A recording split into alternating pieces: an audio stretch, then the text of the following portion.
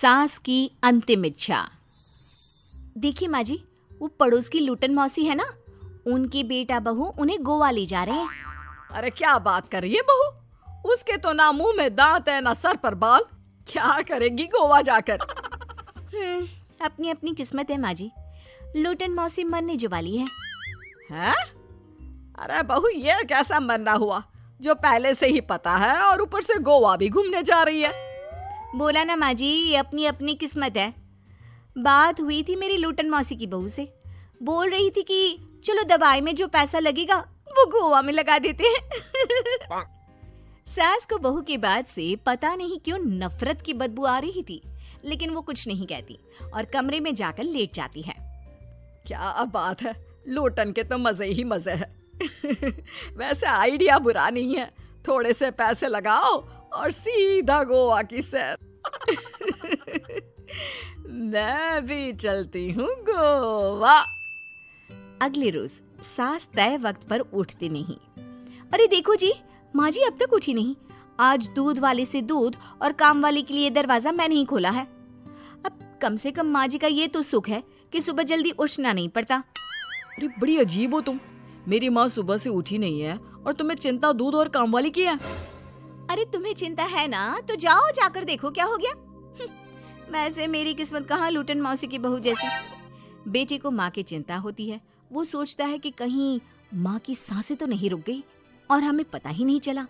बेटा माँ के कमरे में जाता है और वहां जाकर, माँ क्या हो गया है तुम्हें?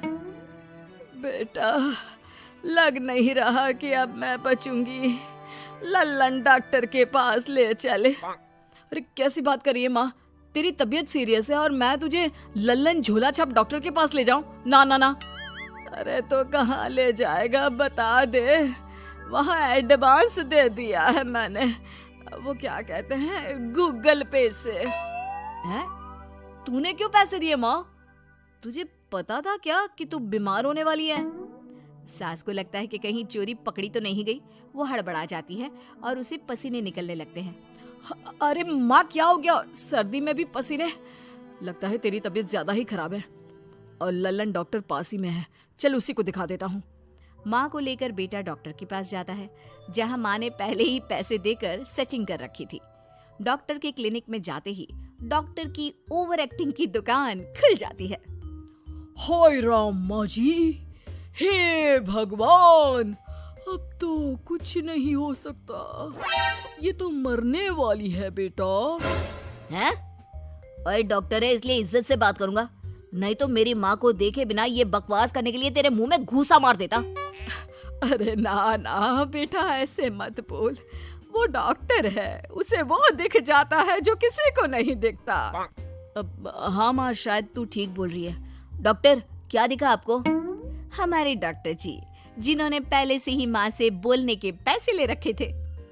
यमराज, काला भैंस, वो तुम्हारी माँ को ले जा रहा है, ले जाओ इन्हें। यार माँ, ये डॉक्टर ही है तांत्रिक, क्या क्या बोला जा रहा है? अरे बेटा, वो डॉक्टर है, उसे वो दिखता है जो किसी को नहीं दिखता। इनकी हर इच्छा पूरी करो, क्योंकि यम नहीं चाहते कि इनकी कोई भी इच्छा को अधूरी रखा जाए। निराश मन से बेटा माँ को लेकर घर आता है। माँ, आज से मैं ऑफिस नहीं जाऊंगा, चल तुझे वो झूले वाले पार्क में ले चलता हूँ जहाँ तू पिताजी के साथ जाया करती थी। ठीक है बेटा चल, लेकिन साथ में वो बीड़ी का बंडल रख लेना, तेरे पिताजी वहीं झाड़ी में पिलाते थे मुझे। हैं? माँ कैसी बात कर रही हो? वैसे भी जीवन के 4 दिन बचे हैं और तुम। अरे देख बेटा, ना पिलानी तो ना पिला, लेकिन सुना ना तूने डॉक्टर ने क्या कहा कि मेरी कोई इच्छा खाली नहीं रहनी चाहिए। अरे वैसे बेटा 4 दिन की जिंदगी है, न जाने कब मौत आ जाए। माँ के मुंह से मौत का नाम सुनकर बेटा गंभीर हो जाता है, उसकी आंखें लाल हो जाती है। वो माँ का हाथ पकड़ लेता है।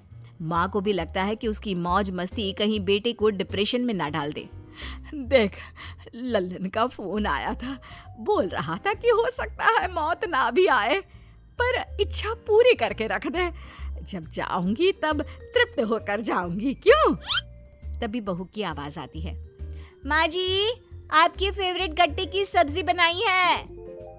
सास खाने के टेबल पर जैसे ही बैठने वाली होती है, बहू उनकी चेयर पीछे करती है और प्यार से बिठाती है।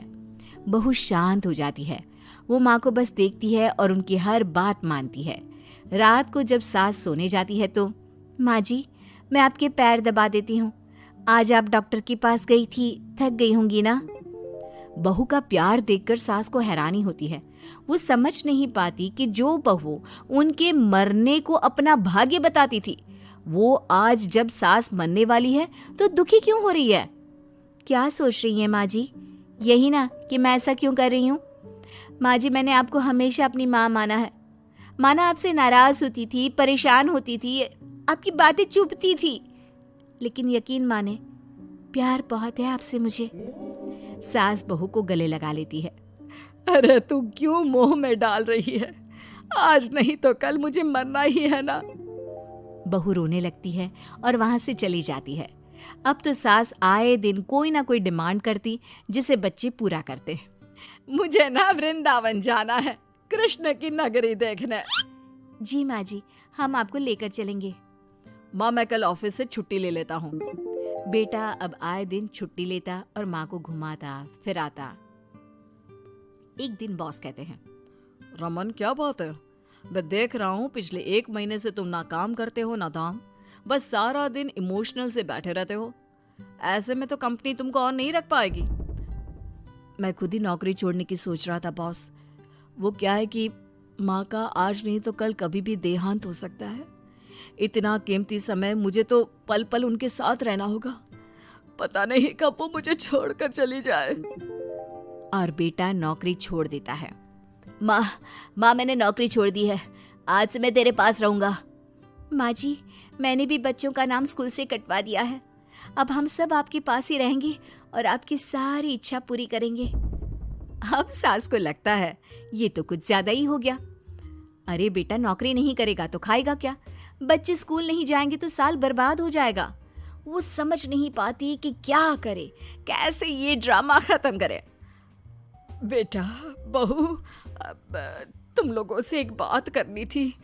देखो मैं ना बहुत शर्मिंदा हूँ, मैंने झूठ बोला था, मुझे कुछ नहीं हुआ है। वो तो ये बोलकर सास सारी बात घर वालों को बता देती है। ओ माँ सच्ची?